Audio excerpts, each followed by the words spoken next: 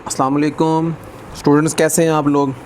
आज नॉर्मलाइजेशन के 4th lecture में मैं आप लोगों के लिए जो नॉर्मलाइजेशन की एक सीरीज़ स्टार्ट की है उसका आज 4th लेक्चर है। इसमें हम लोग नॉर्मलाइजेशन की फ़र्स्ट नॉर्मल फॉर्म को आज प्रॉपर डिटेल में डिस्कस करेंगे। इससे पहले मैंने आप लोगों को कुछ ऐसे टॉपिक्स को डिस्कस किया था जिसके थ्रू आप लोगों को बहुत सारे जो कन्फ्यूजन हैं थी, जिससे कि अनोमलीज़ के बारे में कुछ स्टूडेंट्स के मैसेजेस थे कि सर हमें अनोमलीज़ के बारे में पहले बता दें, रिड्यूडेंसी क्या होती है। ये सब बातें मैंने आप लोगों के साथ प्रीवियस लेक्चर्स के अंदर डिस्कस की हैं। देखिए स्टूडेंट, जिन लोगों ने अभी तक नॉर्मलाइजेशन का फर्स्ट, सेकंड और थर्ड लेक्चर वॉच नहीं किया तो काइंडली आप लोग वो फर्स्ट, सेकंड और थर्ड लेक्चर को वॉच कीजिएगा। देन हम लोग आज नॉर्मलाइजेशन के जो है वो 4th लेक्चर की तरफ चलते हैं, जिसके अंदर हमने आज डिस्कस करना है फर्स्ट नॉर्मलाइजेशन। देखिए स्टूडेंट, सबसे पहली बात है कि जब आप फर्स्ट नॉर्मलाइजेशन की बात करते हैं तो उसको समझने के लिए मैं यहाँ पे एक डायग्राम को स्केच करने लगा हूँ ताकि आप लोगों के कॉन्सेप्ट बड़े स्ट्रॉन्ग हो जाएं।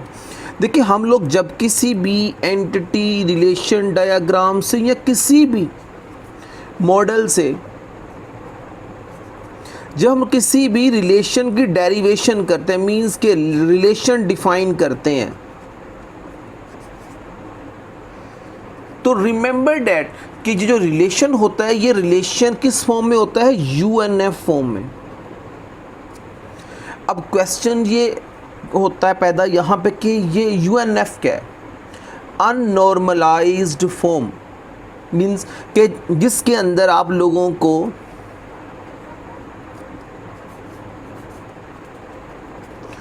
डिफरेंट अनोमलीज फेस करें, उसे हम लोग कहते हैं this is the UNF form. ये भी समझ लें जिसके अंदर जो आप लोगों के सिस्टम में रिड्यूडेंसी मैक्सिमम हो, ज़्यादा हो, तो उसको हम लोग यूएनएफ फॉर्म कहते हैं, अननॉर्मल फॉर्म ऑफ टेबल या रिलेशन कहते हैं। देखिए स्टूडेंट, जब हम लोग किसी भी यूएनएफ फॉर्म से फर्स्ट नॉर्मल फॉर्म की तरफ जाते हैं, means I want to move to the first normal form, मैं फर्स्ट नॉर्मल फॉर्म की तरफ जाना चाहता हूँ। फर्स्ट नॉर्मल फॉर्म में जाने के लिए आप लोगों को चंद बातों को अपने माइंड में रखना है। इससे पहले कि मैं आप लोगों को फर्स्ट नॉर्मल फॉर्म के बारे में सारी डिटेल बताना शुरू कर दूं, मैं कुछ बातें आपको इससे पहले समझा देना चाहता हूँ। देखिए स्टूडेंट, जब हम लोग नॉर्मलाइजेशन के टॉपिक को डिस्कस करते हैं, जो चंद बातें आपने माइंड में रखनी है, आपने याद रखना है कि वाइल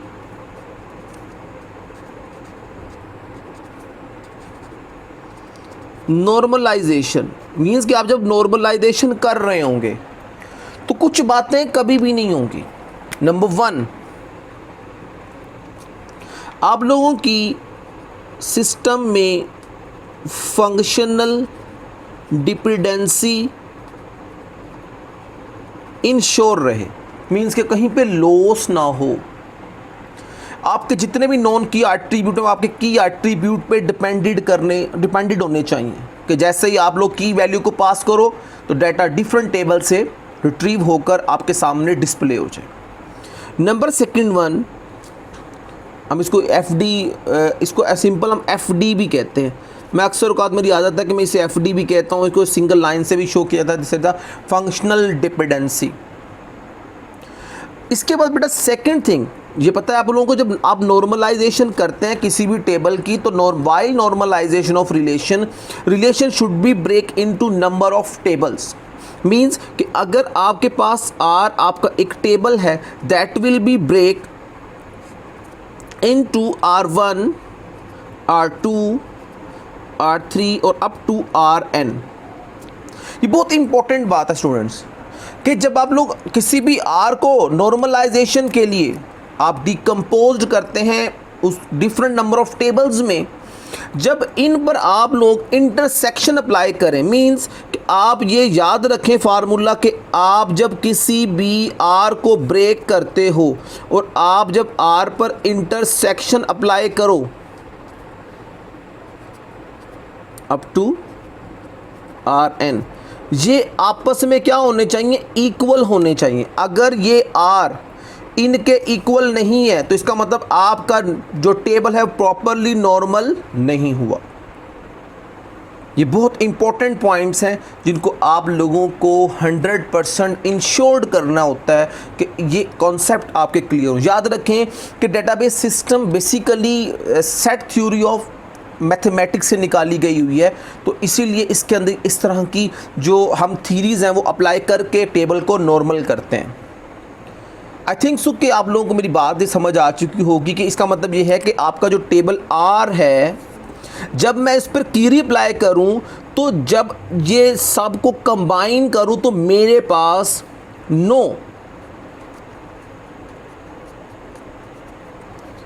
एक्स्ट्रा एट्रीब्यूट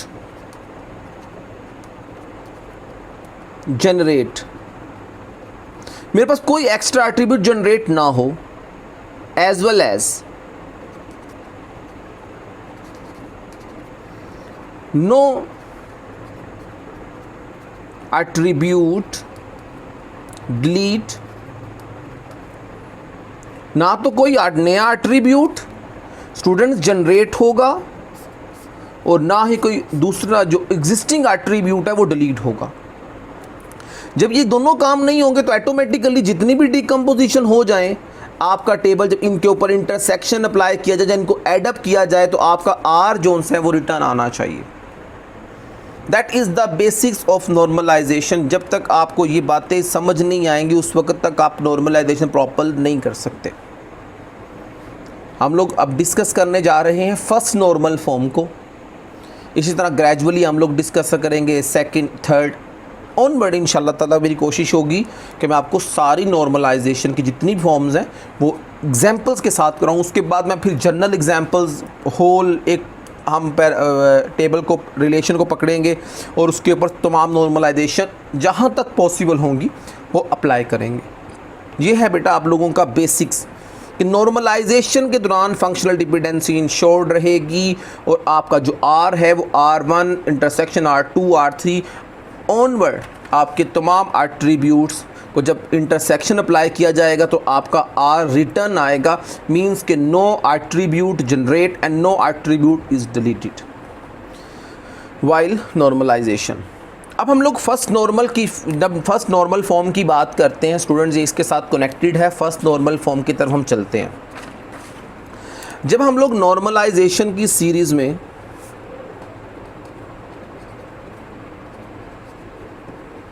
अब देखें, मैं आपको फर्स्ट नॉर्मल फॉर्म समझाने जा रहा हूँ। देखिए स्टूडेंट्स, जब हम लोग बात करते हैं first normal form, first NF भी कहते हैं इसको, फर्स्ट नॉर्मल फॉर्म भी कहते हैं इसको।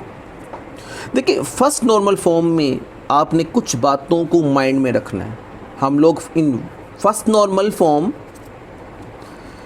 रिमूव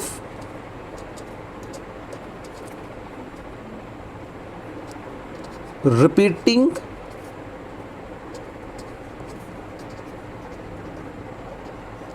ग्रुप एट्रीब्यूट, हम रिपीटिंग ग्रुप को क्या करेंगे बेटा, रिमूव करेंगे।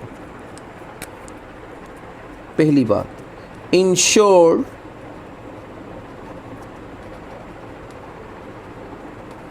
एटॉमिक वैल्यू, हाँ हम लोग एटॉमिक वैल्यूज को इंश्योर करेंगे। कैसे करेंगे, by intersection of attribute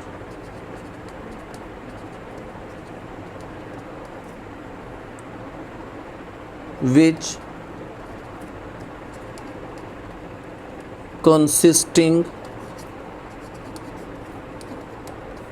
repeating group, हम इसको रिमूव कर देंगे। हम लोग इंटरसेक्शन करेंगे उन एट्रीब्यूट्स को कि जिनके अंदर रिपीटिंग ग्रुप अवेलेबल होंगे और then remove from parent table और relation.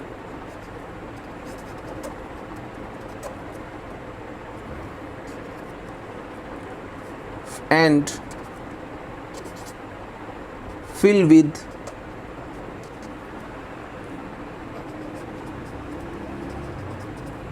appropriate data. Ensure functional dependency and R is equal to R1 intersection R2 so on Rn. ये है basics for the first normal form. अब स्टूडेंट्स जो हम बात करने जा रहे हैं, याद रखें ये आपका आज का लेक्चर नंबर 4 है. अब हम फर्स्ट नॉर्मल फॉर्म को करके दिखाता हूँ कि जो बातें लिखी हैं ये कैसे होंगी. ये देखें अब आप लोग, यू जस्ट कंसीडर कि मेरे पास एक टेबल है, इसका नाम रख देते हैं स्टूडेंट. स्टूडेंट का एक रिलेशन है जिसके अंदर यहाँ पे आ गया स्टूडेंट का रोल नंबर, फिर आ जाता है स्टूडेंट नेम, फिर आ जाती है उसकी क्लास, फिर उसके आ जाता है फ़ोन नंबर्स. ये आप लोगों के सामने मैंने यहाँ पे एक छोटा सा टेबल फॉर द नॉर्मलाइजेशन. चलिए आप इसके साथ ऐसा भी करें कि उनका एड्रेस भी कॉल कर लें. यहाँ पे हम लोग स्टूडेंट का एड्रेस भी कॉल कर देते हैं. ठीक है. अब आप लोगों ने क्या करना है जी, मैं थोड़ा सा इसके अंदर डाटा भी तो एंटर करना है ना स्टूडेंट्स. तो थोड़ा सा हम यहाँ पे सैम्पल डाटा ही रख देते हैं. उससे ये होगा कि आपको बात को समझाने में और समझने में, मुझे समझाने में और समझने में भी आसानी होगी. ये देखें, मैं थोड़ा सा इसको इतना इवन इसलिए बना रहा हूँ ताकि आप लोगों को इंटरेस्ट पैदा हो कि आपने वर्किंग कैसे करनी है. यूनिवर्सिटी के पेपर्स में कोई भी क्लास हो, चाहे वो BCS है, चाहे BSc है, चाहे MSc है, MCS है, इन सब के अंदर ये आप लोगों ने पढ़ना होता है.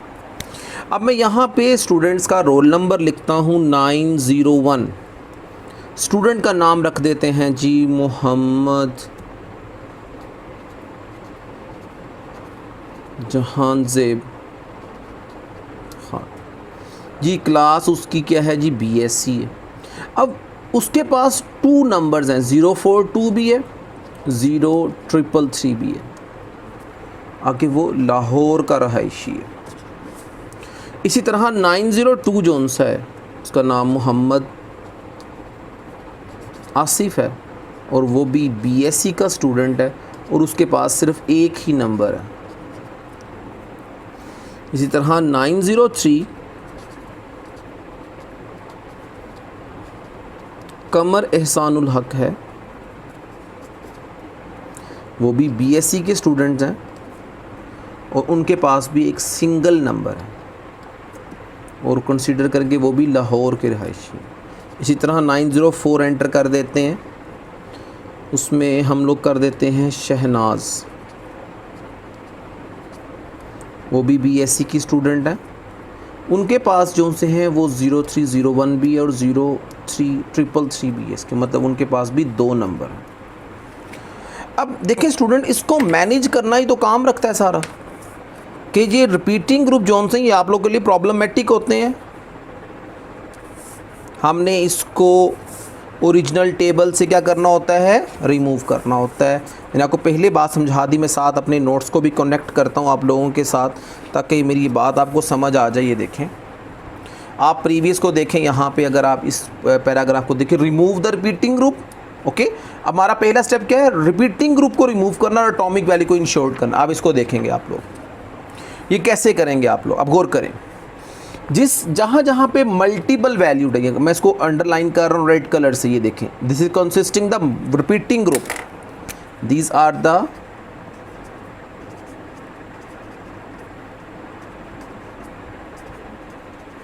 अब जो बच्चा डेफिनेशन देखना चाहता है उसको लेक्चर नंबर 1 में इसकी कंप्लीट डेफिनेशन, 1 और 2 में इनकी डेफिनेशंस हैं. जो बच्चा वहाँ देखना चाहता है जब उसे पढ़ेगा, देखेगा, समझेगा तो इंशाल्लाह बात समझ आ जाएगी मेरी. अब देखें स्टूडेंट, यहाँ पर हमने क्या करना है जी, हमने इंटरसेक्शन हमने इंटरसेक्शन करते हुए क्या करना है जी, इन रिपीटिंग ग्रुप को रिमूव करना। अब देखिए मैं इंटरसेक्शन के लिए ब्लैक कलर यूज़ कर रहा हूँ। जहाँ जहाँ पे रिपीटिंग ग्रुप था, याद रखें सिंगल कॉलम कभी भी डिवाइड नहीं होता। आप लोग क्या करेंगे, अपने कंप्लीट कॉलम्स को डिवाइड कर देंगे और हर वैल्यू को सिंगल करने की कोशिश करने के लिए आप ये काम सारा कर रहे हैं कि आप every cell should be consisting the single value. अब ये गौर करेंगे आप लोग स्टूडेंट्स। अब मैंने यहाँ पे लिखा, ये गौर करें, रिपीटिंग ग्रुप को रिमूव करना है बाय इंटरसेक्शन। इंटरसेक्शन करना है एट्रीब्यूट को जो रिपीटिंग ग्रुप रखते हैं, और फिल करना है उसको अप्रोप्रिएट डाटा के साथ, और उसको वहाँ से रिमूव करके एक नए टेबल के अंदर हम लोग उसको रखेंगे। कैसे करेंगे ये काम, अब हम करके दिखाते हैं आपको। देखिए पहला काम मैंने क्या किया, रिपीटिंग ग्रुप जोन से थे उनको इंटरसेक्शन करके मैंने वहाँ पे ब्लैंक स्पेस छोड़ मेरे पास आ गई। अब गौर करें, अब fill with the appropriate data, यहाँ भी 901 आएगा।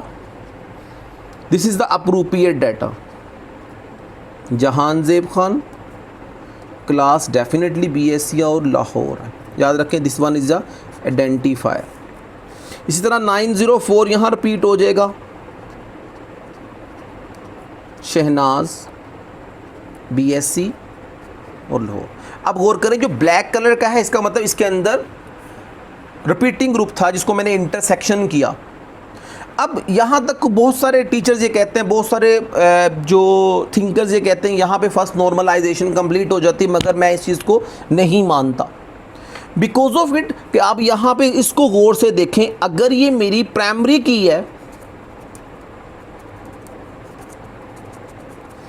तो प्राइमरी की वैल्यू कभी भी रिपीट नहीं होती। तो इसका मतलब क्या होगा कि मैं इस एट्रीब्यूट को टेबल से रिमूव करूंगा, विच कंसिस्टिंग द रिपीटिंग ग्रुप। जो रिपीटिंग ग्रुप पे कंसिस्ट कर रहा है मैं उसको सिस्टम से क्या करूंगा स्टूडेंट्स, रिमूव करूंगा, और उसको न्यू टेबल के अंदर मैं क्या करूंगा, जो है वो डाटा को फिल करूंगा। और याद रखें बेटा कि प्राइमरी की वैल्यू कभी भी रिपीटेड नहीं होती। और याद रखें मैं आपको इस बात को भी इंश्योर करूंगा कि R is equal to R1 R2 intersection R3 and onward Rn।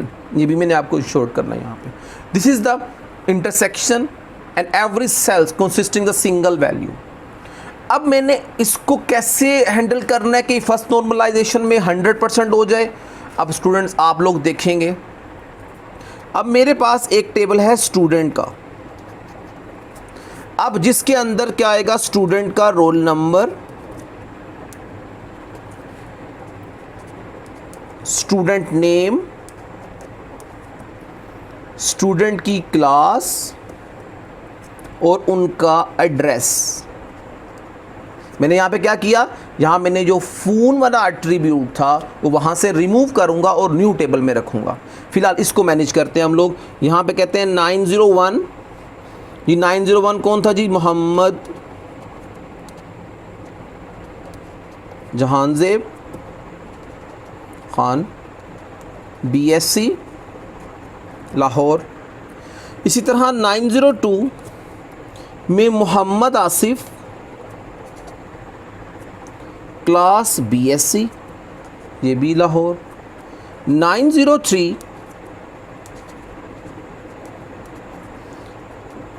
कमर एहसानुल हक, ये जगह ना होने की वजह में लिख रहा हूँ मैं, यहाँ भी क्या आएगा, लाहौर। 904 शहनाज, BSc और लाहौर। अब मैं थोड़ा सा इसको एक डेकोरम दे दूं टेबल का, क्योंकि कुछ स्टूडेंट को ये बात समझ नहीं आएगी कि मैंने यहाँ पे क्या किया। बेटा ये बेसिकली टेबल ही होता है, थोड़ा सा इसको मैं अब अरेंज कर देता हूँ आप लोगों के लिए कि मैं आपके सामने हर वर्क आपके सामने कर रहा हूँ, कोई भी थिंग आपसे हिडन नहीं है, ताकि आप बेहतरीन तरीके से इस चीज़ को अंडरस्टैंड कर सकें। याद रखें कि आपने जब भी नॉर्मलाइजेशन बनानी होती तो नॉर्मलाइजेशन के इंटरमीडिएट रिज़ल्ट को, मींस के दरमियान में जो भी रिज़ल्ट आएगा आप उसे जो है वो अपने एग्ज़ामिनर को दिखाओगे कि ये मेरा इंटरमीडिएट रिज़ल्ट था। फर्स्ट नॉर्मल फॉर्म के बाद भी इंटरमीडिएट रिजल्ट आएगा, फिर आप वहाँ से पेरेंट टेबल को पकड़ोगे, फिर उसको डीकम्पोज करोगे। इस तरह करते करते आपका जो टेबल है वो 100% नॉर्मल हो जाता है। बेटा ये तो मेरा बन गया वो मेन टेबल जिसका नेम क्या था, स्टूडेंट था। This is your first table. अब गौर करिए, ये आपका टेबल आ गया, इसमें कोई भी वैल्यू रिपीटेड नहीं है। Now this one is the in first normal form. अब मैं क्या करूँगा जी, जो मैंने यहाँ से एट्रीब्यूट रिमूव किया था वो था रोल नंबर, और यहाँ पे क्या आ जाएगा, स्टूडेंट्स फ़ोन नंबर आ जाएगा। अब गौर करें, अगर आपको याद है तो 901 जहाँ ज़ेब के 2 नंबर थे, 042 भी था और 0333 भी था। 902 का एक ही नंबर था, वो 042 था। 903 का भी एक ही नंबर था, वो 0333 में था। 904 के 2 नंबर्स थे जो कि 0301 में था। 904 का नंबर जो है वो 0333 में भी था। ये 901। अब गौर करें बेटा, यहाँ पे आप एक छोटा सा टेबल डिफ़ाइन कर दिया है मैंने, और अब ये बात समझाता हूँ। बहुत सारे स्टूडेंट को ये प्रॉब्लम होगी कि मैंने यहाँ पे इन्हें अलहदा क्यों किया है। मैंने इसको इसलिए अलहदा किया है क्योंकि ये मेरी प्राइमरी की को डिस्टर्ब कर रहा था और डुप्लीकेशन अलाउ कर रहा था, इसीलिए मैंने इसको दूसरे टेबल के अंदर स्विच किया। मींस कि मैंने आर टेबल को R1 और R2 के अंदर डिकम्पोज कर दिया। अब इस टेबल का मैं नेम रख देता हूँ फ़ोन। अब गौर करें, this one is my primary की। ये मेरी यहाँ पे क्या है, प्राइमरी की है। This one is my primary की। देखिए मैंने कुछ बातें आपसे शुरू में की थी। नंबर 1, रिपीटिंग ग्रुप को रिमूव करना है। रिमूव, वो तो हो गया।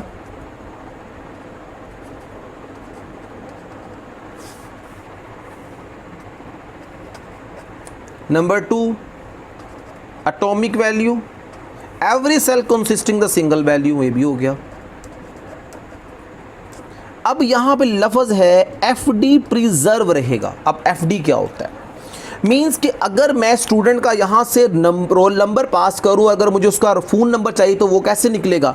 अगर ये टेबल नॉर्मल हो चुके हैं मगर मैं इस टेबल से रिकॉर्ड रिट्रीव नहीं कर सकता, तो दैट्स वाई मैं यहाँ पे एक रिलेशनशिप क्रिएट करूँगा बिटवीन प्राइमरी की एंड द फॉरेन की।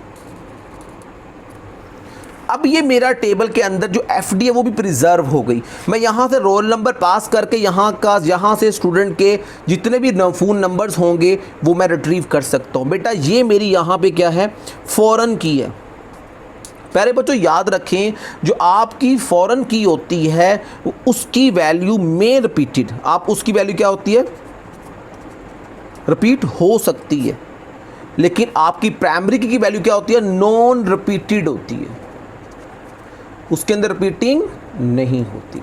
अभी देखिए इस वक्त, now this table in the first normal form. अब बड़ी इंपॉर्टेंट बात जो करने जा रहा हूँ वो आपको बड़ा मज़ा आएगा बात सुनने के बाद मेरी। यहाँ मैंने क्या कहा था कि ये वाली शक देखें जो लास्ट है कि R इज़ इक्वल टू जितनी भी डीकम्पोजिशन होगी। आप गौर करें, अब आपके पास आपका ये टेबल, अब आपके पास आपका ये टेबल क्या था, इसको कहते हैं आपका R टेबल है, आपका मेन टेबल है, पेरेंट टेबल है। डिकम्पोज कर दिया किसमें, आपने इसको डिकम्पोज कर दिया R1 और ये आपका क्या हो गया बेटा R2।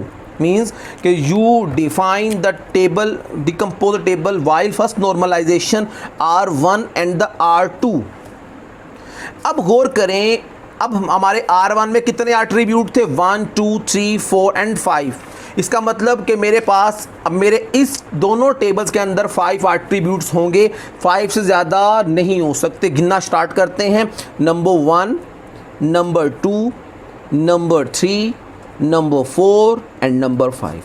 This is the relationship.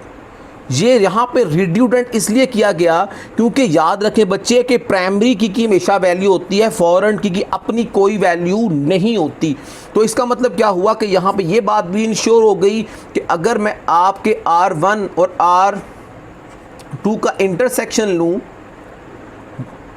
तो मेरे पास R मेरा रिटर्न आ जाता है। That's why we call the 100% that is your first normal form. अब स्टूडेंट नेक्स्ट लेक्चर नंबर 5 में हम लोग इंशाल्लाह ताला डिस्कस करेंगे नॉर्मलाइजेशन की सेकंड नॉर्मल फॉर्म को। लेकिन प्यारे बच्चों, मैं आपसे ये रिक्वेस्ट कर रहा हूँ कि आपने अगर मेरे लेक्चर्स नहीं देखे previous lecture number 1, 2 and 3, kindly उसको देखें। फिर आप देखेंगे कि आपको नॉर्मलाइजेशन का कितना मज़ा आता है पढ़ने का। आप 100% जैसा मर्जी सिनेरियो आ जाए, अल्लाह के हुक्म से आप 100% इसको करेंगे। बेटा मेरे चैनल को वॉच करते रहें, शेयर करते रहें। देखिए मेरी इस वीडियो को आपने कंप्लीट देखना है। Lecture number 1, lecture number 2, lecture number 3 को भी कंप्लीट देखना है, देन जाके आपको ये इंश्योर्ड होगा। बेटा याद रखें, नॉर्मलाइजेशन 2 और 3 BSc BCNF के बाद मैं आप लोगों के लिए नेक्स्ट ट्यूटोरियल के अंदर आपको ERD समझानी है, और ये सारा काम मैंने आप लोगों के लिए विद इन मंथ करना है। तो आप लोगों ने मेरा साथ देना है, मेरी चैनल्स की प्रमोशन करनी है, और उसको ज़्यादा से ज़्यादा लाइक, शेयर और व्यू करना है। हर वीडियो को कंप्लीट देखना आप लोगों ने। थैंक यू बेटा। अल्लाह हाफिज़। अस्सलाम वालेकुम।